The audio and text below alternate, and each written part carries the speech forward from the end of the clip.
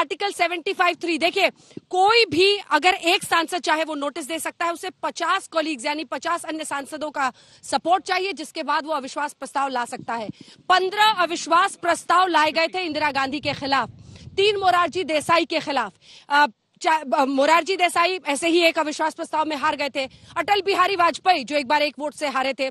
तो ये सदन का एक तरीका है और ये प्रावधान है जिसके जरिए विपक्ष सरकार को घेर सकता है, उन मुद्दों पर जवाब देने को मजबूर कर सकता है जिस पर वो जनता की आवाज को उठाना चाहता है। मलुक नागर साहब सांसद भी अब हमारे साथ जुड़ गए हैं और मुझे पता नहीं है सहयोग है या प्रयोग है कि वो अजय आलोक जी के बगल में ही खड़े हो गए हैं।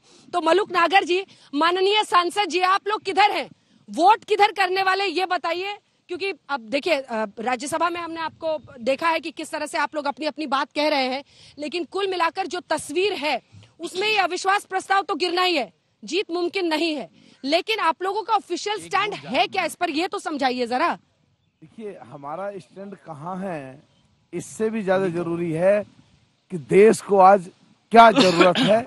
और ये बहुत ही अच्छी बात है कि राहुल गांधी जी की सदस्यता बहाल हुई है और आज जो माहौल है देश में, खास करके मणिपुर को जो शर्मसार करने वाली घटना घटी, या जो राजस्थान में जो घटनाएं घट रही हैं वो भी शर्मसार हैं, मध्य प्रदेश में जो घटना घटी वो भी शर्मसार करने वाली है, और छत्तीसगढ़ में जो घटनाएं घटी वो भी शर्मसार करने वाली है। और जो विपक्ष की, कल मैंने एक नेशनल टेलीविजन पे बोल रहा था, ब्रेकिंग न्यूज आई, जो आप पार्टी ने कांग्रेस पर आरोप लगाए, कांग्रेस ने जो आप पार्टी पर आरोप लगाए, वो जो चीजें सारी इकट्ठी हैं आज सदन में दिखाई देंगी और देश की तस्वीर, मतलब मैं समझ गई आपकी बात, गठबंधन पर आपको बहुत खींच है क्योंकि आप उसमें शामिल नहीं हो सकते। नहीं, ऐसा नहीं है अंजना जी, ये तो लेकिन मणिपुर पर आप चाहते हैं कि बोल भी लें, मॉरली हाई ग्राउंड भी ले लें, मतलब दोनों तरफ बैटिंग कर रहे हैं आप, इधर उधर भाग भाग। नहीं है, हम 13.5% लेके बीच में खड़े हैं।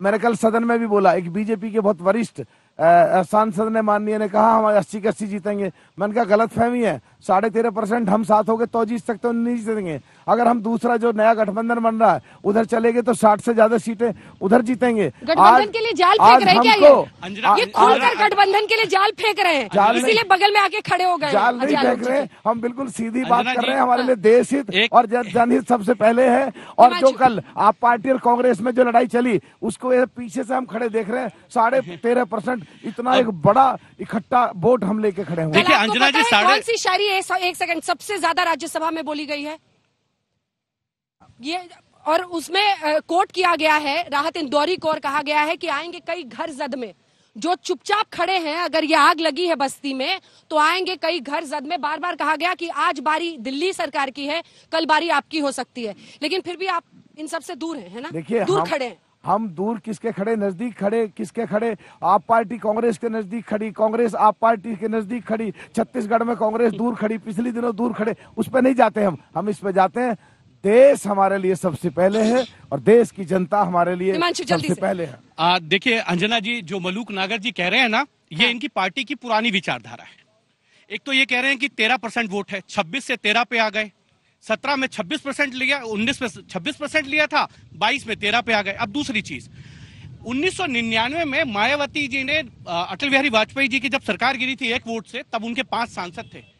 तब मायावती जी ने ये कहा था कि मेरे एक तरफ सांपनाथ है और एक तरफ नागनाथ है। हाँ। और अंत में जाके सरकार के खिलाफ वोट कर दिया था। उन्होंने तटस्थ रहने की बात कही थी, आज ये वहीं खड़े हैं, आज भी ये एब्सटेंड करने की बात कर रहे हैं। थैंक यू लोकसभा और राज्यसभा, एक सेकंड मलूक जी, लोकसभा में भी और राज्यसभा में, कल एक राज्यसभा में वोट एक्स्ट्रा पड़ गया है। हाँ। मलूक जी को शायद है कि इन्हीं की पार्टी का तो नहीं पड़ गया कहीं। देखिए थैंक यू वेरी मच, आपने जो बात कही है आज वो क्लियर करने वाले, आप क्या सोचते हैं किसी से? आपने क्या कहा कि 5 एमपीओ की बात थी और आपने जो कहा 1 वोट से गिर गई थी, और आप बात कर रहे हैं हमारी वोट एक घट गए, हमारा 1% कुछ परसेंट वोट घट गया, 13.5% वोट करोड़ों में बैठता है और 1% वोट से सरकार गिर गई थी।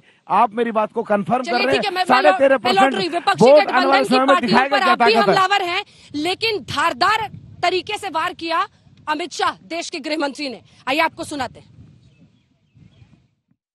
अगर कांग्रेस पार्टी में अंतरात्मा है तो इस बिल का समर्थन करना चाहिए। मैं तो आपकी चीज को लेकर खड़ा हूं, मगर ये नहीं करेंगे।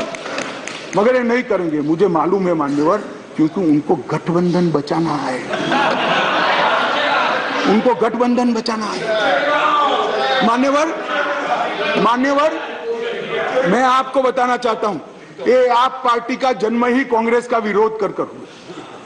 लगभग 3 टन जितनी गाली कांग्रेस की सरकार को बोले और बोलकर सरकार में आए, और आज अनधिकृत अधिकार प्राप्त करने के लिए कांग्रेस का समर्थन ले रहे हैं। और कांग्रेस वालों को भी ठीक है, चलो हमारा गठबंधन बढ़े। भाई मैं बताना चाहता हूं खड़गे साहब, जैसे ही आज शाम को ये बिल खत्म हुआ, पारित हुआ, केजरीवाल जी पलट जाएंगे, ठेंगा दिखाएंगे और कुछ नहीं होने वाला। ये विजिलेंस विभाग को ही क्यों टारगेट बनाया गया? ट्रांसपोर्ट को नहीं बनाया गया, सफाई को नहीं बनाया गया, जल बोर्ड को नहीं बनाया गया, जल विभाग को नहीं बनाया गया, मान्यवर रोड एंड बिल्डिंग को नहीं बनाया गया, सोशल वेलफेयर को नहीं बनाया। ये सारे शासन के साथ जुड़े हुए भी नहीं है क्या? ये किसी में जल्दी नहीं हुई, सिर्फ विजिलेंस में हुई। अब मैं इस कारण बताना चाहता हूं कि सदन में विजिलेंस में क्यों जल्दी हुई। मान्यवर, इसके अंदर आबकारी घोटाले की, शराब घोटाले की फाइल विजिलेंस में पड़ी थी। इसलिए मान्यवर आधी रात को विजिलेंस डिपार्टमेंट खोलकर फाइलों की हेराफेरी करने की फरियाद दिल्ली पुलिस को मिली है। मान्यवर केशव राव जी कहते थे हम तो ना इनके साथ है, ना उनके साथ है, ना आपसे जुड़ाव है, ना उनसे जुड़ा है। बीआरएस वालों का भी इस शराब घोटाले के साथ आप पार्टी के साथ जुड़ाव है, इसीलिए आप वहां बैठे हो।